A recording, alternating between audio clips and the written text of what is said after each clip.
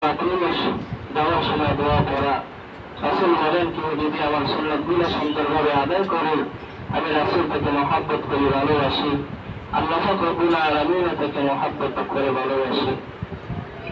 এরকম ভাবে সাহাবায়ে কেরাম রাদিয়াল্লাহু তাআলা আনহুম রাসূলের সুন্নাতগুলো এরকম ভাবে আদায় করতেন, পাবন্দি করতেন যে আল্লাহ রাসূল সাল্লাল্লাহু আলাইহি ওয়াসাল্লাম তাদের উপর খুশি হয়ে যেতেন। কিতাবের মধ্যে আসছে যে সাহাবায়ে কেরাম রাদিয়াল্লাহু তাআলা আনহুম রাসূলের সুন্নাতগুলোকে কিরকম ভাবে পাবন্দি করতেন। রাসূলের একজন সাহাবী ছিলেন হযরত সাদ সালামী রাহমাতুল্লাহ আলাইহি। কিতাবের মধ্যে পাওয়া যায় উনি রাসূল আকরাম সাল্লাল্লাহু আলাইহি ওয়াসাল্লাম যেভাবে চলতেন, হযরত সাদ সালামী রাদিয়াল্লাহু তাআলা আনহু ওইভাবে চলতেন। রাসূল যেভাবে নামাজ পড়তেন উনিও সেভাবে নামাজ পড়তেন। রাসূল যেভাবে ইবাদত বন্দেগী করতেন উনিও সেভাবে ইবাদত বন্দেগী করতেন। একদিন উনি আফসোস করে রাসূল আকরাম সাল্লাল্লাহু আলাইহি ওয়াসাল্লামকে বলতেছে, ইয়া রাসূলুল্লাহ, ইয়া হাবিবাল্লাহ, আপনার আমি সব সুন্নাতগুলো আদায় করি এবং আপনি যেভাবে চলেন আমি সেভাবে চলার চেষ্টা করি, কিন্তু আপনার সব সুন্নাত আমি আদায় করি, কিন্তু একটা সুন্নাত আমার প্রতি ছুটে গেল। ওইটা আমি তো গরিব সাহাবী, এই জন্য আমি ওইটা আদায় করতে পারি না। রাসূল আকরাম সাল্লাল্লাহু আলাইহি ওয়াসাল্লাম হযরত সাদ সালামীকে বলতেছেন, ওটা কি সুন্নাত আমাকে বলো। বলতেছে, ইয়া রাসূলুল্লাহ, ইয়া হাবিবাল্লাহ, আমি তো গরিব সাহাবী, টাকার কারণে আমি বিবাহ শাদী করতে পারি না। আপনার সব সুন্নাত আমি আদায় করি, কিন্তু এই সুন্নাতটা আমি আদায় করতে পারতেছি না। আল্লাহ রাসূল সাল্লাল্লাহু আলাইহি ওয়াসাল্লাম বলতেছে, হে সাদ সালামী, তুমি পেরেশানি করো না, চিন্তা করো না, আমি তোমাকে বিবাহ করে দিব, ব্যবস্থা করে দিব।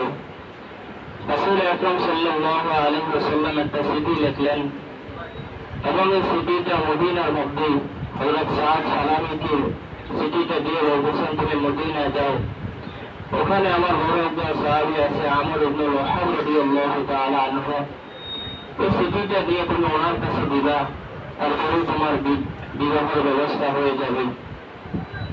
তো সাদ সালামী বলে, আমি যখন রাসূলের কাছে চিঠিটা পেলাম, আমি এটা নিয়ে মদিনায় রওনা করলাম। মদিনায় রওনা করে যখন আমি আমর ইবনে ওয়াহাব রাদিয়াল্লাহু তাআলা আনহুর বাড়িতে গিয়ে বসলাম, ওনাকে আমি গিয়ে বলতেছি, হে আমর ইবনে ওয়াহাব, আল্লাহ রাসূল আপনার কাছে পাঠাইছেন, আপনার নাকি একটা সুন্দরী মেয়ে আছে, ওনার সাথে আমাকে বিবাহ করে দেওয়ার জন্য। আমর ইবনে ওয়াহাব রাদিয়াল্লাহু তাআলা আনহু এটা শুনে বলতেছে, এটা তো কখনো সম্ভব নয়, তুমি একটা গরিব সাহাবী, তোমার কাছে আমি কিভাবে আমার সুন্দরী মেয়েকে বিবাহ দিব। হযরত সাদ সালামী রাদিয়াল্লাহু তাআলা আনহু যখন এই কথাটা শুনলেন, ওনার মনটা অনেক খারাপ হয়ে গেল। উনি আবার মক্কাতে রাসূল আকরাম সাল্লাল্লাহু আলাইহি ওয়াসাল্লামের কাছে চলে আসলেন। এসে যখন ওনার হালত জানালেন, এদিক দিয়ে হযরত আমর ইবনে ওয়াহাব রাদিয়াল্লাহু তাআলা আনহুর মেয়ে ঘরে থেকে সবকিছু শুনলেন। যখন সাদ সালামী যখন বাড়ি থেকে চলে গেল, তখন আমর ইবনে ওয়াহাবের মেয়ে ঘর থেকে এসে বলতেছেন, বাবা তুমি এটা কি করলা?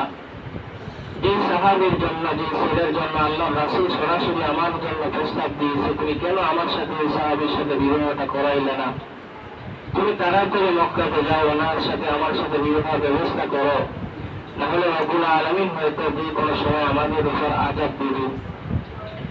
তখন হযরত আমর ইবনে ওয়াহাব রাদিয়াল্লাহু তাআলা সঙ্গে সঙ্গে আবার হযরত সাদ সালামীর কাছে চিঠি পাঠালেন, আসো মদিনায় আসো, তোমার সাথে আমার সুন্দরী মেয়েকে বিবাহের ব্যবস্থা করবো।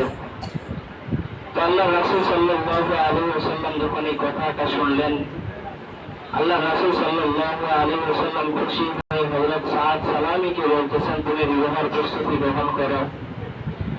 তখন সাদ সালামী রাদিয়াল্লাহু তাআলা আনহু বলতেছে, ইয়া রাসূলুল্লাহ, ইয়া হাবিবাল্লাহ, বিবাহ করার জন্য তো অনেক টাকা লাগবে, আমার বিবির এরকম ভাবে বাজার করতে হবে, আমার বাজার করতে হবে, আমার কাছে তো একটা টাকাও নেই, আমি এখন কি করব?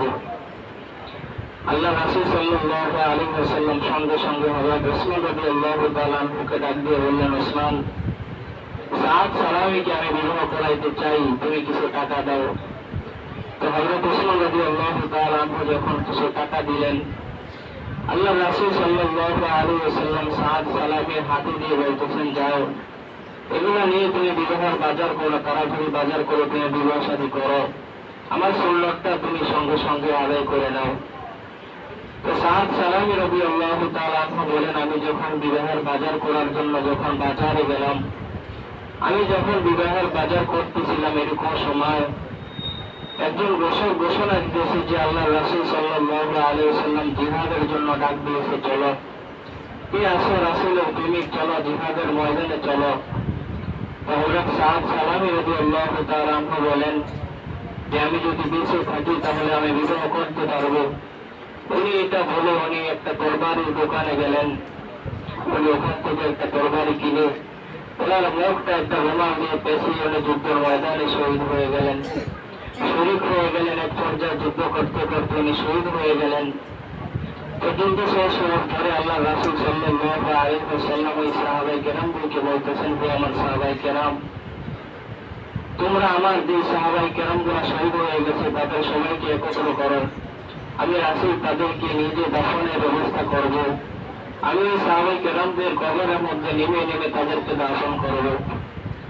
তো আল্লাহ রাসূলের সামনে যখন যারা শহীদ হয়ে গেল, এক এক করে যখন সমস্ত সাহাবায়ে কেরামদেরকে আনা হলো, আল্লাহ রাসূল তাকিয়ে দেখে হযরত সাদ সালামির লাশ ওখানে আছে। আল্লাহ রাসূল সাল্লাল্লাহু আলাইহি ওয়াসাল্লাম কাঁদতেছে আর বলতেছে, হে সাদ সালামি, আমি তো তোমাকে পাঠাইছিলাম বিবাহের বাজার করার জন্য, তুমি তো দেখি এখন জান্নাতের বাজার করে ফেলছো। আল্লাহ রাসূল সাল্লাল্লাহু আলাইহি ওয়াসাল্লাম আসমানের দিকে তাকিয়ে দেখে জান্নাতি হুরগুলা সাদ সালামিকে সালাম দিতেছে আর ডাকতেছে, তাড়াতাড়ি আসো, আমাদের সাথে আসো। আল্লাহ রাসূল সাল্লাল্লাহু আলাইহি ওয়াসাল্লাম সাদ সালামিকে সুন্দরভাবে দাফন করলেন, কবর করলেন। ওনার কবরের মধ্যে আল্লাহ রাসূল নামলেন, নেমে ওনাকে যখন দাফন করতেছিলেন অন্যান্য সাহাবায়ে কেরাম উপর থেকে কাঁদতেছে আর আফসোস করতেছে, হায় রে, আমরা যদি আজকে সাদ সালামির জায়গায় হইতাম তাহলে নিজেকে অনেক ধন্য মনে করতাম। কারণ যার কবরের মধ্যে রাসূলের হাত লাগছে, পা লাগছে, শরীর লাগছে, ওনাকে তো রব্বুল আলামিন কখনো আযাব দিবেন না, ওনাকে তো রব্বুল আলামিন কখনো প্রশ্নের ছোড়া জবাব জিজ্ঞেস করবেন না। এই সাহাবায়ে কেরাম আফসোস করতেছে আর এটা বলতেছে। তো সাহাবায়ে কেরামদের মধ্যে রাসূলের সুন্নতটা কিরকম গুরুত্ব ছিল, রাসূলের সুন্নতগুলা তারা কিরকম ভাবে পাবন্দি করতেন, কিরকম ভাবে মানতেন। রাসূল বলেন, কেউ যদি দুনিয়ার মধ্যে আমার সুন্নতগুলা আদায় করে সেজন্য আমাকে মহব্বত করলো, ভালোবাসলো, আর যে ব্যক্তি আমাকে মহব্বত করলো, ভালোবাসলো, সেজন্য রব্বুল আলামিনকে সরাসরি ভালোবেসে ফেললো। এজন্য রাসূলের সবগুলা সুন্নত অনেক দামি। যারা সুন্নতগুলা নিয়মিত আদায় করে, সুন্নতগুলা পাবন্দি যখন সবসময়